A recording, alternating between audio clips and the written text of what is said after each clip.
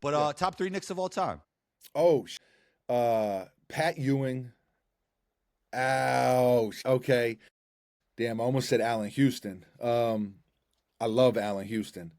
I guess I'll go Pat Ewing, Melo, and Brunson. I interviewed 2 of those guys. Yeah, Really? yeah, because you said out. I'm like, I just interviewed him, and then you said Melo. I'm like, okay, yeah. I think I would go. You went Allen Houston as a top. I love Allen, but damn, top I, 3. it was first name that came to mind. I mean, now that I said it too, I'm like, yo, Okay, like, here's who I would go with. okay. I would go Melo, Pat Ewing, Bernard King. Yeah. Yeah. I mean, And then Walt Frazier, I'm not mad at, but it's kind of back to the nostalgia thing. I just wasn't there, bro. You know what I mean? I wasn't there. After I said it, I And was I like, wasn't there for damn. Bernard. I wasn't there for Bernard, but like you just see he was dropping 50 like nothing. You know what I mean? Yeah. I'd have to look at his. So no Brunson. Nah, no, brother. Listen, I'm lower on Brunson than a lot of people. So that's like the thing that I truly believe that I lean into as well because he doesn't make anybody better and he doesn't play defense. So how are you comparing him to these like Jokic's and SGA's and bro? Knicks fans treat him like prime Michael Jordan. I'm serious. We do. I mean, I just did. I threw him in the top 3. Well, no, I think it's actually fair at this point. If he wins a championship, he's definitely top 3, right? If he wins the championship, he's solidified. Yeah. Yeah. I think it's Pat Ewing is number 1 for me, and Melo's got to be in there. Long live Melo, and then Yeah. that third spot gets a little tricky. Melo has to be top 3, and it's kind of like, yes, he's one of the greatest scorers to ever live, but he's like, even though he grew up in the DMV area, he's like so New York at this point at the same time. He's Melo that guy's so New York, bro. New York. And he's got his son now who grew up in New York. Bro, he's killing at Syracuse. Killing. He's nice. Yo, really quick, I won't go far down this hole, but it's I remember being at a Jordan sneaker wear test. This is what I'm talking about with overlap. And man, Cayenne had to be like 10 years old. And so we were there for Melo's new sneakers, new Jordan sneaker, and they had media and content creators there, whatever. We even hooped a little bit. And then afterwards, Melo was super cool, showed love to everybody, whoop-de-whoop. As soon as it was over, he was like, okay, bet. Cayenne laced him up, and Melo put him through a whole workout. And he's 10 years old. It was at Terminal 23. And he's 10 years old. Yeah. I love that gym. And he's doing gym, like, yeah. Is that gym still there? The only problem with that gym was, no, it's not still there. They didn't have showers. Damn, so it was. But I used to hoop there. Yeah. It was a cool place to hoop. Musty on the subway going home. Yo, he's doing like jab, one dribble pull up, like like really elite pro bag. Cayenne is nice, bro. He's nice. Here's the thing. He always had that skill because of his dad giving it to him and him putting the hard work into it. The thing that changed for him over time was the athleticism for that skill to show.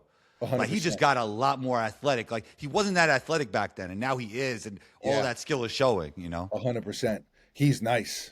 He's really good. He's a pro. He's a pro. He's a pro. He's a All pro. right, you mentioned Brunson. Who's the better scorer, Brunson or prime James Harden? Prime James Harden. I can't. The Knicks fan in me wants to say Brunson, but I think you could argue. I think Harden's prime was really short. Like prime. Like what was it? Like maybe 3 years. I'd have to look at the stats, but I think you could argue he was maybe the best ISO scorer of all time. Like he was that good. Like I know that's not a popular take probably, but go back and look at the numbers and go back and watch some of that shit he was doing. He was unguardable. So I got to go with Harden, man. And on top of that, he was a great passer. Yeah, he was elite. While being one of the greatest scorers to ever live. And he's even leaning into more of that now these days, even though the Clippers are really bad. But, man, he's one of the greatest passers to ever live and definitely one of the greatest scorers. Elite. Yeah. Nas or Drake? Oh, man. Just out of loyalty, I'll go Nas. I mean, but Drake. I mean, it's Drake has been at the top of the game for what, like 15 years now. It's like I get it with like the hip hop purists, and like it's so different from where hip hop was in Nas. It's kind of like sports, right? It's so hard to compare different eras because everything was different. I just think that Drake's reign at the top is longer than Nas's. I mean, there's no way Drake is Wait, gonna Nas's was short like leprechauns? well played. I don't think Drake can't outbar Nas, right? But I think Buddy got bars though. he Buddy got did. bars. He had some Yeah. bars. Yeah. I'm gonna go. Listen, I love Nas to death. That was like my introduction to hip hop. Um, so I mean, if I rule the world, it's the nostalgia is him. But if I'm being honest, it's kind of like Harden and Brunson. If I'm going heart, I'm gonna take Nas. But if I'm going with my head, I gotta say Drake. I got Drake too. I Yeah, just listen to Drake a lot more than I do Nas, and I think Nas is great. He probably has the greatest hip hop album ever. not mad. Two of them. So, but it's funny. I was at the Knicks fan party, and dude, he was definitely a little older than us. I asked him, and he looked at me. He was like such a nice guy, like so happy-go-lucky. And when I asked him that question, he goes, "Are you serious?" Ready to tear your head off. He thought I was crazy because Yeah. he was like, not. It was like Nas, and it wasn't even like a question. So it's Yeah. interesting how people look at it so differently. I was like, I looked at him. I'm thinking like, this is my interview. I said, dead serious. I got the clip Yo, somewhere, but I'm yo, like, first of all, it is close. I mean, Drake has just had more commercial success, the old heads. and Nas has had incredible commercial success too. But Drake is just a different level, bro. It's a different level, man. He's a Yeah, pop star. Also, in fairness, right? When Nas was rapping, hip hop it was still mainstream, but it was way more niche than now. Hip hop is pop.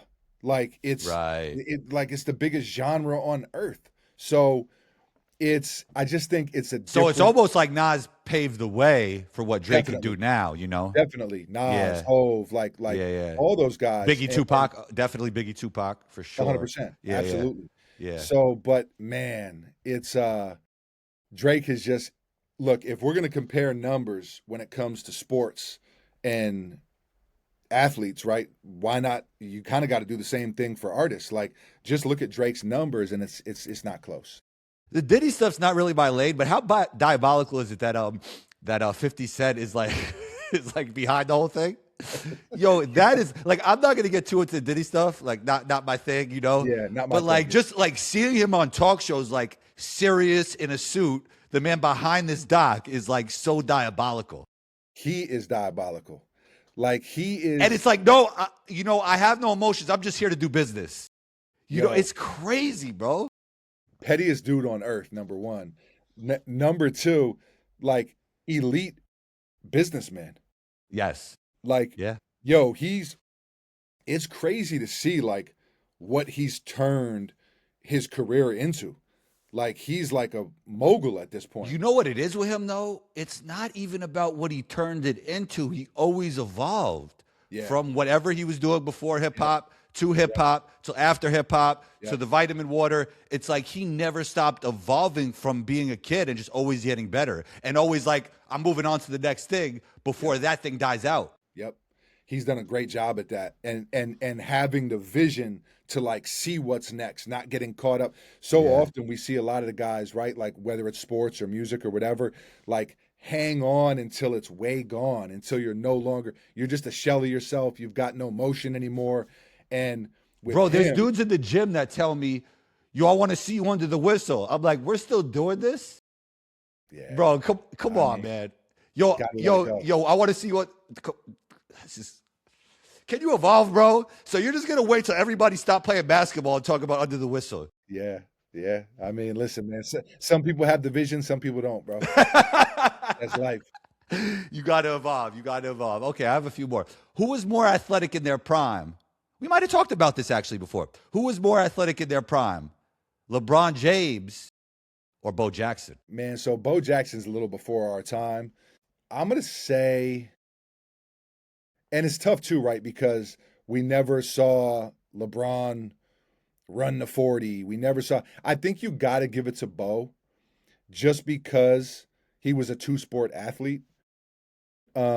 and supposedly he ran like a 4.1 or some crazy shit in the 40. Well, there's a lot of stories that we haven't really seen, right? Like, wasn't he like jumping over ponds and rivers and oceans? And exactly. I mean, I do think that the two-sport athlete thing deserves a lot of praise because it's so rare to be able to do that. And Bo was an absolute powerhouse. But man, LeBron is 6'9".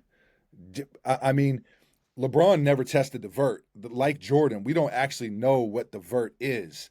But what prime LeBron, his vert is what, 45, 46? Yeah, I mean, if Jordan was 48, wasn't LeBron jumping higher or no? What do you think? I don't know, man. Yeah. I mean, it's just, yeah, it's tough. And to be 6'9", 270 and doing that type of shit. I mean, yeah, I don't know, man. That's a tough one. I'll go.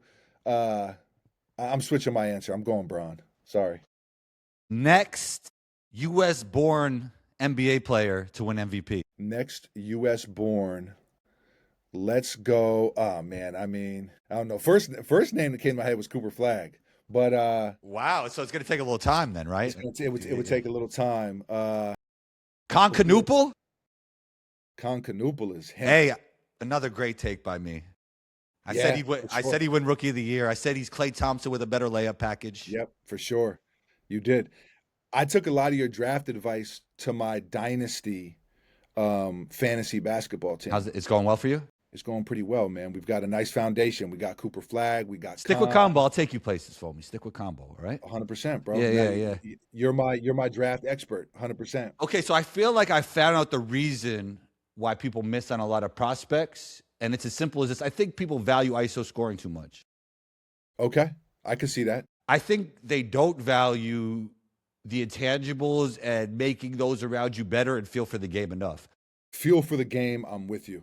Because, like, look at the Tyrese Halliburtons, even the Cooper Flaggs, who's not an elite ISO scorer. Scotty Barnes, not an elite ISO scorer. Jalen Johnson, not an elite ISO scorer. Like, even Concanoopel, he's not really like a get in your bag, get you on an island type of guy, but like just valuing like guys with feel and athleticism and feel for the game and passing ability. It's like everybody's looking for the next like kind of like Tatum-esque type player. Right. And not the Tyrese Halliburton type player, you know? Feel is big, man. And I think also like what we were talking about earlier with guys like Luka and Jokic, like it's a feel game right now. Like it's not, when we were growing up, it was like a get to your spot athleticism, ISO scoring type of game, getting up and down. Now the best players aren't the most athletic. It felt like back when we were playing, like the best players were kind of the best athletes at the same time, you know? 100%. That was always the biggest emphasis. And now I think people have to kind of, correct a little bit in talent eval. And I agree with you, man. Feel and just being able to play basketball at a really high level doesn't get looked at enough. Best borough? Best borough is Manhattan, man. Okay. I've lived in several boroughs, but yeah, Manhattan, man. Hell's Kitchen. When you moving back, man? When you moving back? When that rent comes down, baby. When that rent ain't $4,200 a month, I would love to come back. Phoebe, thanks for taking the time. You're always welcome back. Where can we find you? Social media and everywhere else? At Mr. FOAMER Simpson across the boards, Instagram, X, or Twitter. We call it X, Twitter, TikTok, YouTube. Holla at your boy. Talk soon, bro. Appreciate you. Thanks, bro.